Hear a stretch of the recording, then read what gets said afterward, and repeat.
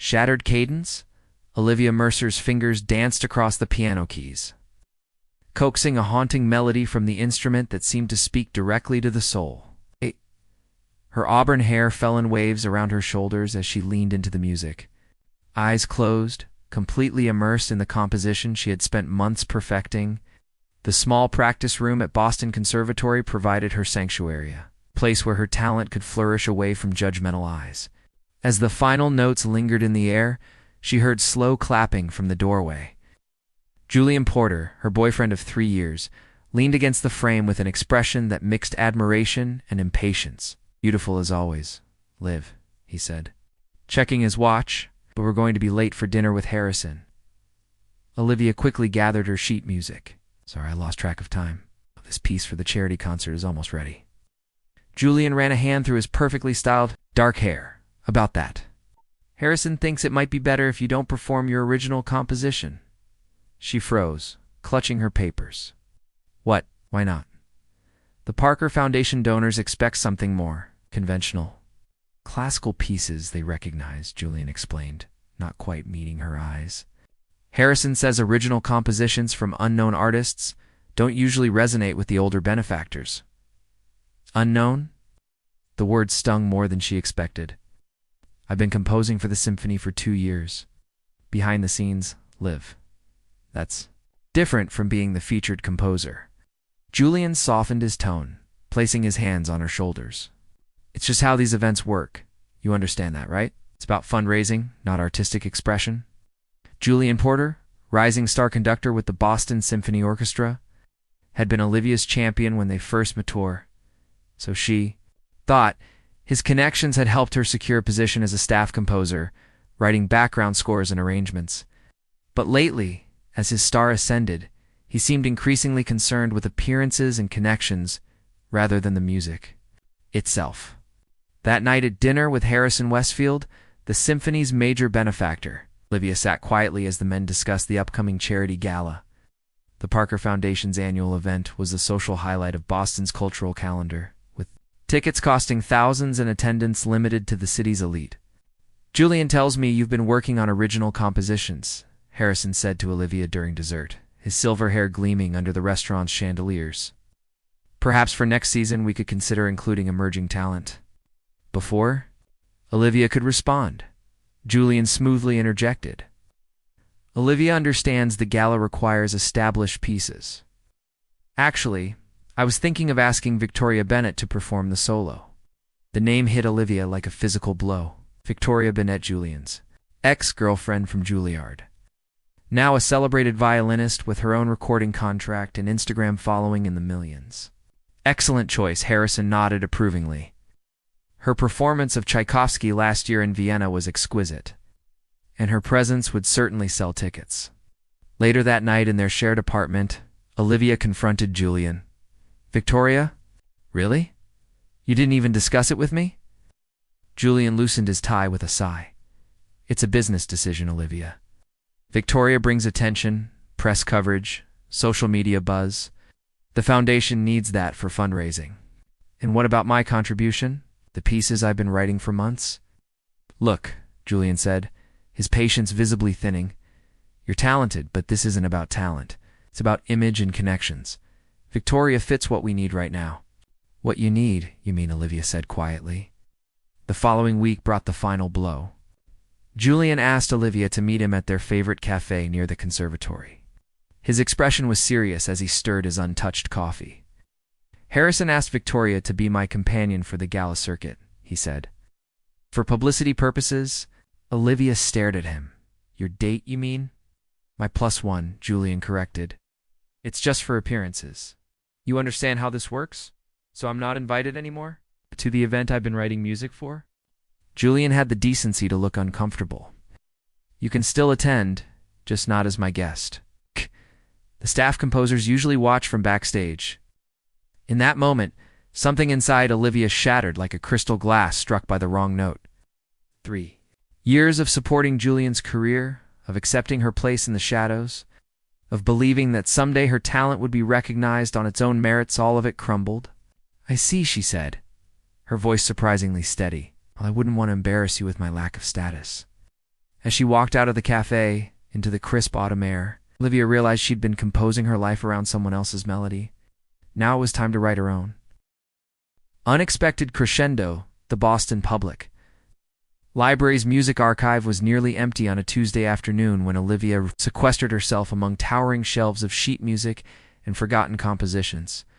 2 weeks had passed since Julian's betrayal, and she had thrown herself into research studying the works of female composers who had been relegated to historical footnotes despite their brilliance. She was deep in analysis of Florence Price's symphonies when a voice interrupted her concentration. That's an interesting choice. Most people overlook her contributions entirely. Olivia looked up to see a man with kind eyes and an unpretentious smile standing near her table. He wore a casual navy blazer over a simple white shirt, stylish, but without the calculated appearance Julian and his circle maintained. Florence Price deserved much more recognition than she received, Olivia replied, slightly defensive. Her symphony, no, one in E minor, is extraordinary. The man nodded appreciatively. The third movement especially. I'm Raphael Thorne, by the way, sorry to interrupt your studies. Olivia Mercer. And you didn't interrupt, it's nice to meet someone who recognizes Price's work. Raphael gestured to the chair across from her. May I don't often find someone immersed in classical composition in this section. As they spoke, Olivia discovered Raphael was a patron of several musical foundations, but had begun as a pianist himself. Unlike the pretentious benefactors she'd met through Julian, Raphael spoke about music with genuine passion rather than social calculation. What brings you to these dusty archives? He asked eventually. Olivia hesitated before answering truthfully. Rediscovery, I suppose.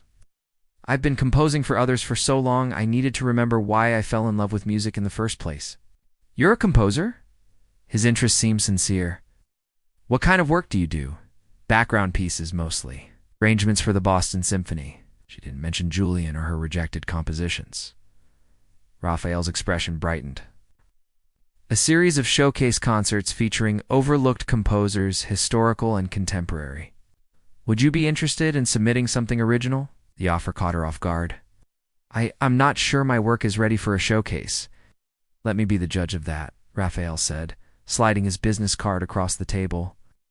The first concert is in 3 months. Think about it. That evening, staring at Raphael's card in her small studio, apartment, she had moved out of Julian's place the day after their cafe conversation. Olivia felt something she hadn't experienced in years. Possibility. Her phone buzzed with a text from Julian. Rehearsal's going well with Victoria. Harrison loves the arrangement you did. Will you be watching from backstage? She didn't respond. Instead, she sat at her keyboard and began composing something entirely new, a piece that spoke of betrayal, resilience, and rebirth. By dawn, she had the framework of a composition unlike anything she'd written before. 3 days later, she met Raphael at a small performance space in Cambridge. The converted warehouse housed a magnificent Steinway and acoustics that made Olivia's heart race. She played her new composition with trembling hands, pouring every emotion of the past weeks into the notes. When she finished, Raphael was silent for a long moment. That, he finally said, is exactly what I've been looking for. What do you call it? Reclamation, Olivia answered. It's still rough. It's authentic, he interrupted. And that's rarer than technical perfection. Over the following weeks, Olivia worked with Raphael to develop a full program. She discovered his patron status vastly understated his influence. Raphael Thorne was the heir to a music publishing empire who had quietly dedicated his fortune to supporting overlooked artists. Why haven't I heard of your showcase series before? She asked one afternoon as they reviewed potential venues. Raphael smiled enigmatically. I prefer to operate outside the traditional circles. Too often those spaces value pedigree over talent. The Parker Foundation Gala, Olivia suggested. Precisely. Beautiful events with the same performers playing the same compositions year after year. He studied her face. You're familiar with it? More than I'd like to be, she admitted finally. Sharing the story of Julian's betrayal, Raphael listened without interruption. When she finished, he said simply, "Some people mistake fame for significance. Your ex-boyfriend seems to be one of them." As they worked together, Olivia found herself healing through her music.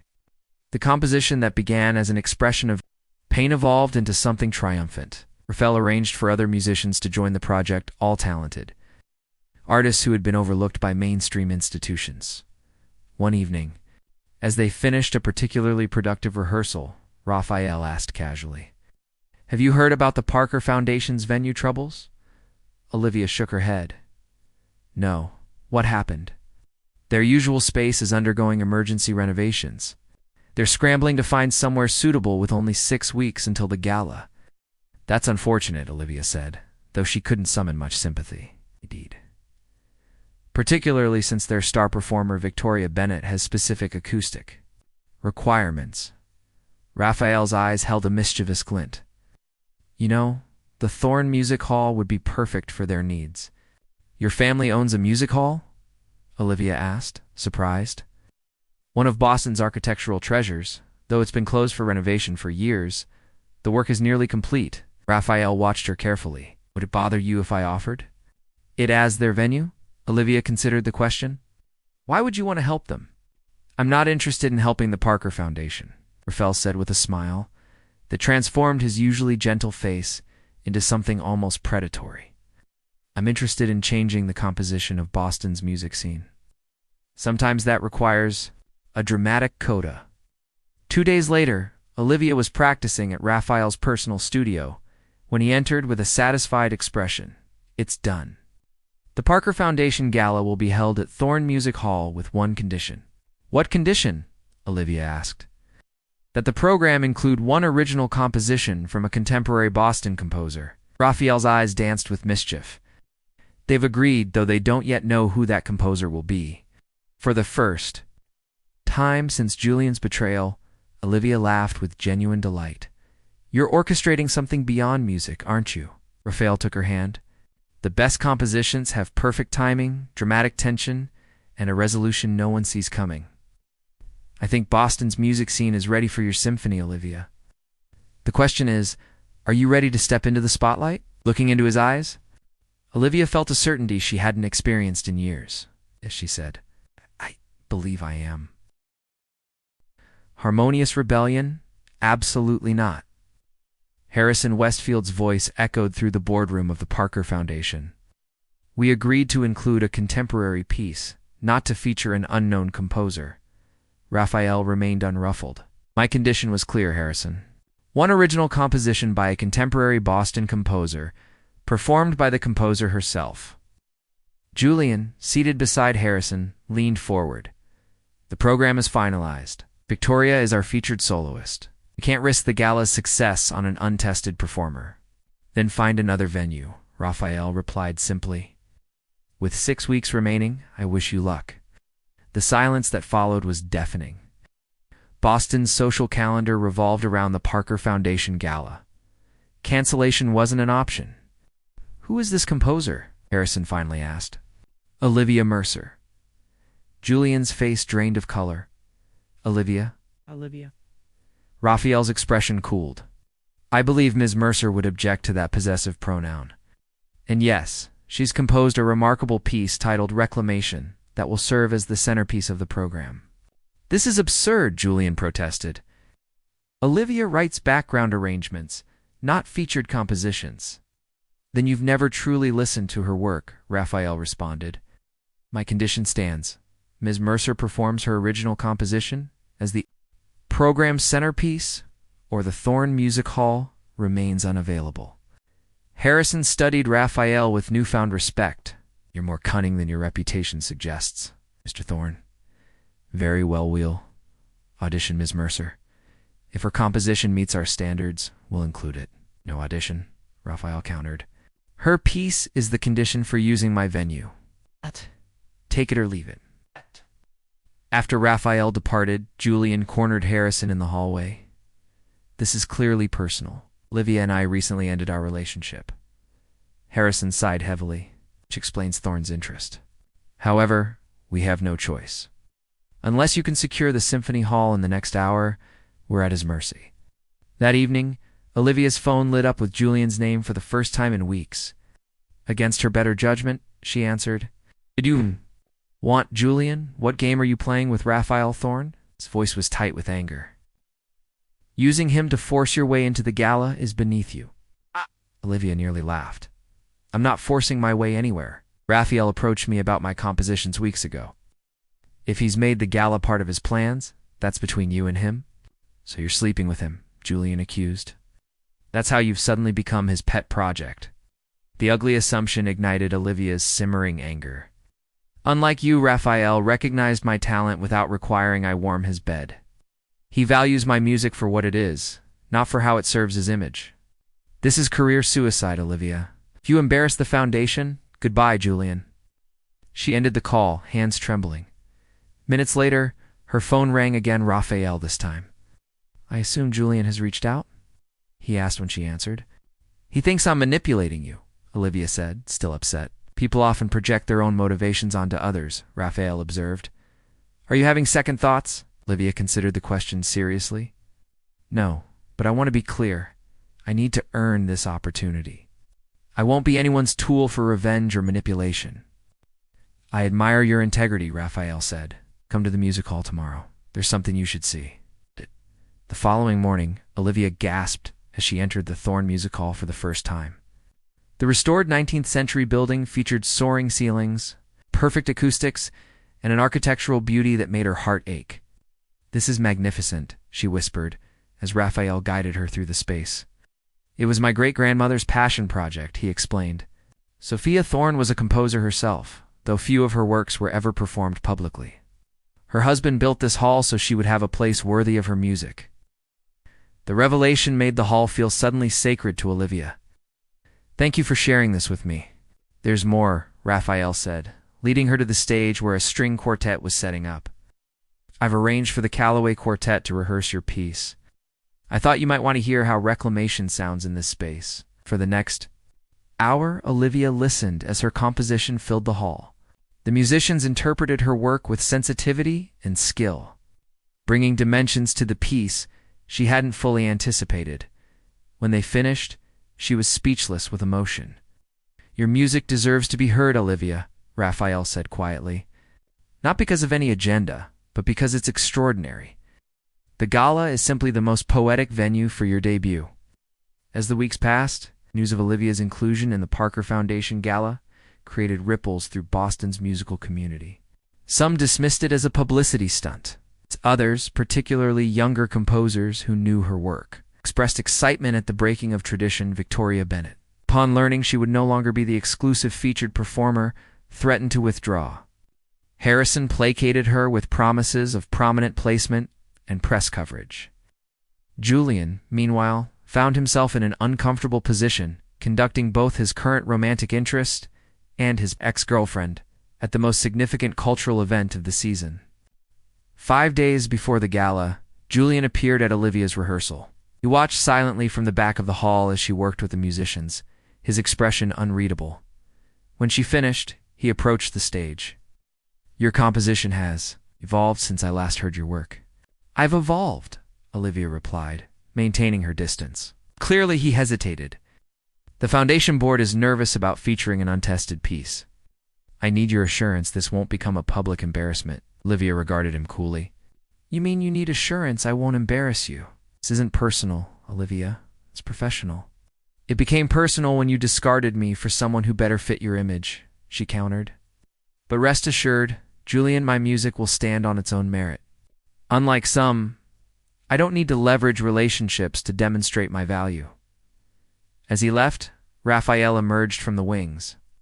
"He's worried," he observed. "Good," Olivia said, surprising herself with her own conviction. "It's about time Julian Porter questioned his judgment." Raphael smiled. "The gala invitations went out yesterday. Your name is featured prominently in the program. Is that why you look so pleased with yourself?" "Partly," Raphael admitted. "But mostly I'm pleased because tomorrow, the Boston Arts Journal is running a feature on overlooked female composers with you as their contemporary example. Your symphony is about to begin, Olivia. in Boston's music world has no idea what's about to hit them. Dissonant confrontation, the night of the Parker Foundation Gala arrived with all the anticipation of a gathering storm. Boston's elite arrived in processional money and vintage jewels, new tech fortunes and designer labels, all converging on the Thorne Music Hall for the social event of the season. Olivia watched from a private box as the attendees filed in.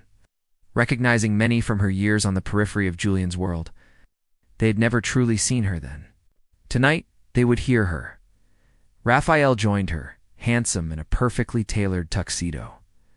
Nervous, terrified, she admitted.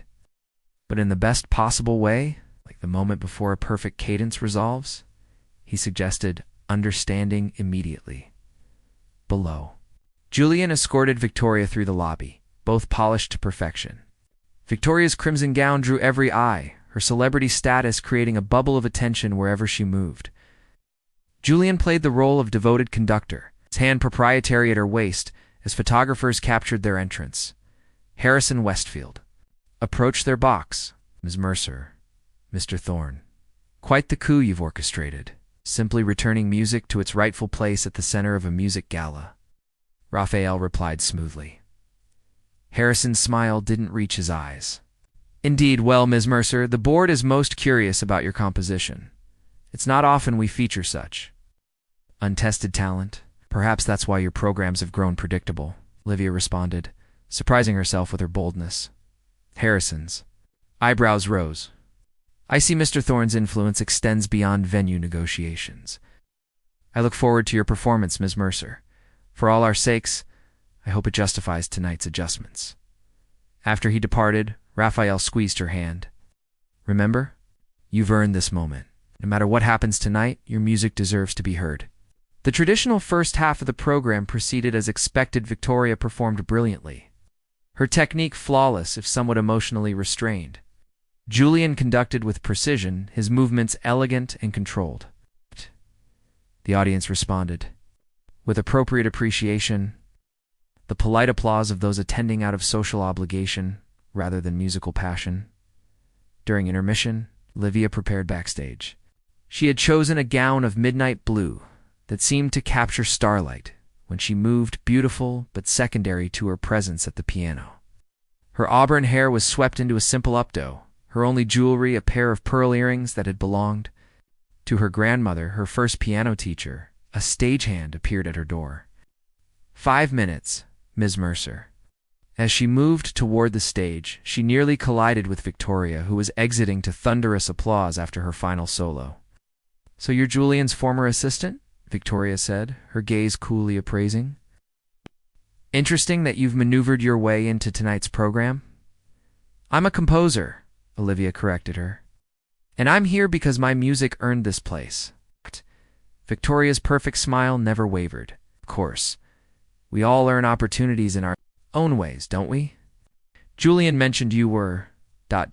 ambitious. Before Olivia could respond, Julian appeared. Victoria, the press is waiting in the green room. His eyes flickered to Olivia. You're on in 3 minutes. Try to remember the tempo we agreed upon. Play it as I composed it, Olivia replied evenly. Something flashed in Julian's eyes, anger. Certainly, but perhaps also a first glimmer of uncertainty. Don't make this difficult, Olivia. Just follow my lead and we'll get through this addition to the program. Addition. She raised an eyebrow. I believe Mr. Thorne made it clear that my composition is the centerpiece of tonight's program. Julian's jaw tightened. Just remember who's conducting. As he walked away, Victoria lingered a moment longer. Never forgive you for this, you know. Julian doesn't tolerate being upstaged, especially by someone he considered beneath him. He shouldn't have underestimated me, Olivia replied, finding strength in the truth of those words. When Harrison Westfield introduced her, his tone was politely neutral. The Parker Foundation presents an original composition by Boston composer Olivia Mercer, conducted by Julian Porter. Olivia took her place at the grand piano at center stage. The spotlight found her as the orchestra waited, poised for Julian's direction. She met his gaze across the distance, saw the silent command in his eyes to follow his lead, to bend her creation to his interpretation. Instead, she placed her fingers on the keys and began the opening notes of reclamation at her own tempo, slightly slower, more deliberate than Julian had insisted upon. For a dangerous moment, the orchestra hesitated. Caught between the conductor's baton and the composer's clear intent, Julian's face tightened in professional anger. But he adjusted, forced to follow her lead rather than command it. The opening movement flowed from Olivia's fingers with absolute certainty. Her months of pain and rediscovery translated into notes that filled the historic hall. As the piece progressed, something remarkable happened. The audience, typically passive at these events, leaned forward in their seats. The music spoke of betrayal without bitterness, of loss transformed into strength, of a woman finding her voice after years of silence. The emotion was raw yet sophisticated, personal yet universal. When the final movement built toward its climax, Olivia felt, rather than saw, the audience holding its collective breath. The last notes hung in the air like a question finally answered, like a journey completed. Then came the silence, that terrifying moment between performance and response. One heartbeat, two, and then the applause began, tentative at first, then building into something Olivia had never experienced before. People rose to their feet, their appreciation genuine rather than obligatory. In the front row, Harrison Westfield's expression had transformed from skepticism to stunned respect. Julian stood motionless on the conductor's podium, his baton still raised. His face, a complex mask of conflicting emotions, professional admiration, warring with personal resentment. From her private box, Victoria watched with thinly veiled displeasure as her carefully orchestrated evening of social triumph was eclipsed by the woman she had dismissed as insignificant. And in the wings, Raphael Thorne observed it all, his eyes never leaving Olivia. As she accepted the audience's acclaim with grace and evident surprise, in that moment, he knew with absolute certainty that he was witnessing not just the birth of a significant musical career, but the emergence of a woman who had found her true power. Perfect resolution. Dawn broke over Boston Harbor as Olivia stood on the balcony of Raphael's waterfront apartment, watching the first light transform the city. Inside, scattered across his dining table, lay the morning newspapers, each featuring her photograph and glowing reviews of the previous night's performance. "The Boston Globe calls it a revelatory debut," Raphael said, joining her with 2 steaming cups of coffee.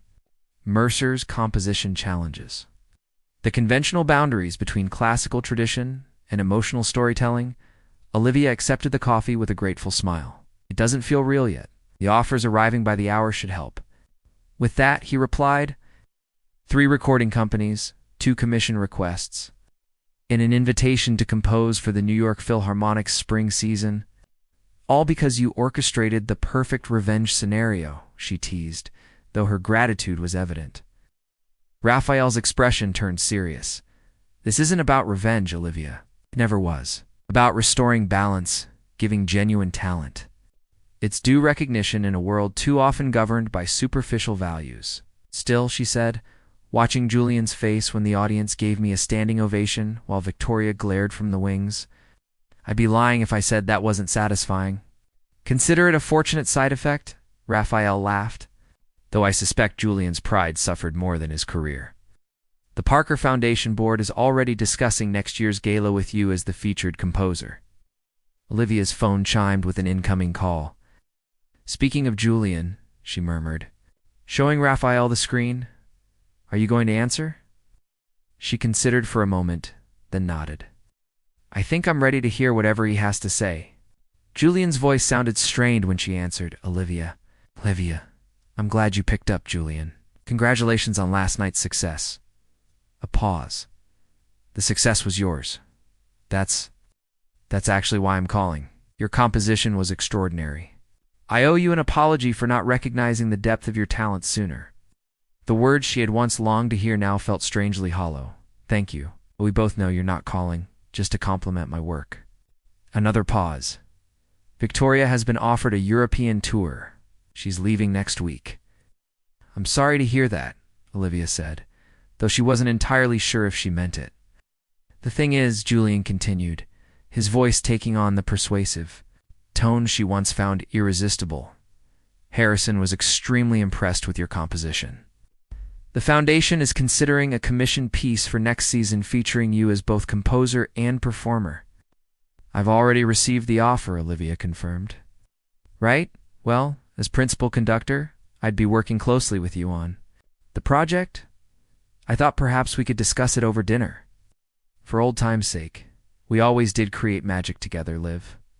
The familiar diminutive of her name once an endearment, now an unwelcome reminder of when she had allowed herself to be diminished to settle the matter in her mind.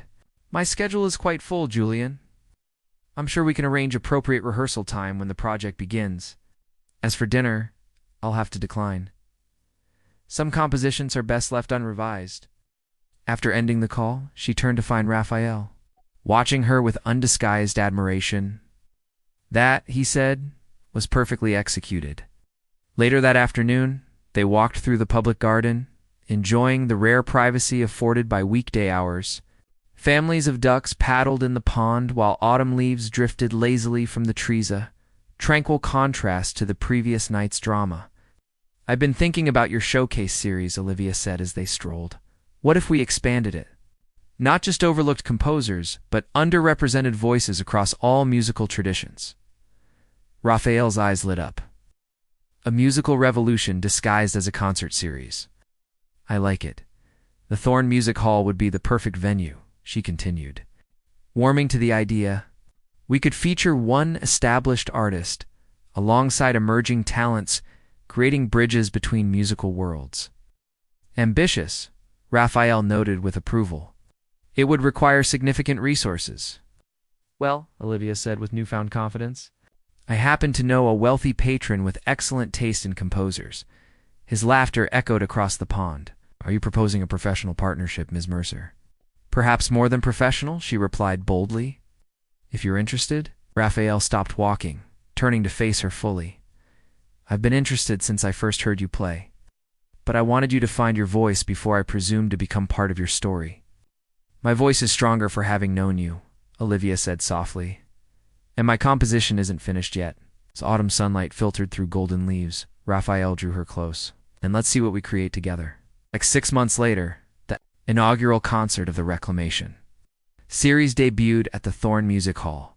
The program featured works by overlooked composers spanning 3 centuries, culminating in the world premiere of Olivia's new symphony, Harmonious Revolution.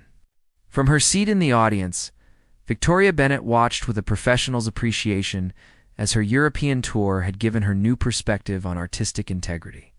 Harrison Westfield attended as a major donor, his foundation's reputation enhanced by its association with Boston's most innovative musical venture. Julian observed from the back of the hall his new protégé, beside him a talented young violinist who regarded Olivia with undisguised admiration.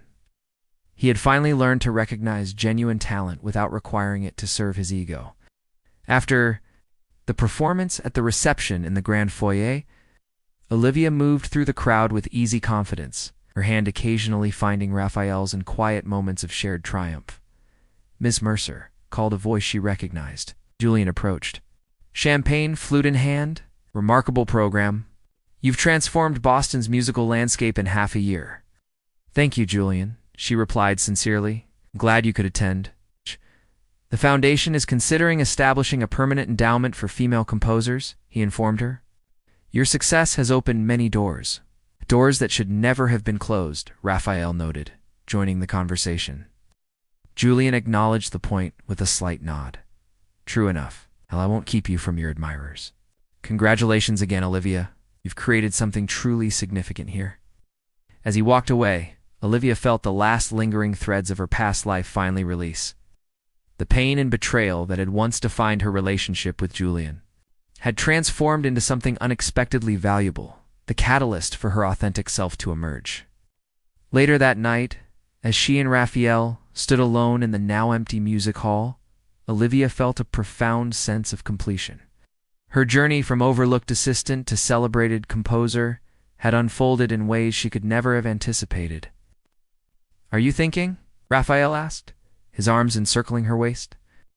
That sometimes the wrong notes lead to the perfect resolution, she answered, leaning into his embrace. and then I'm ready for the next movement." As they walked together through the grand hall that had witnessed her transformation, Olivia realized she had created something far more valuable than revenge. She had composed a life of her own making, filled with authentic passion, genuine respect, and the sweetest music of all, the harmony of being truly seen and valued for exactly who she was.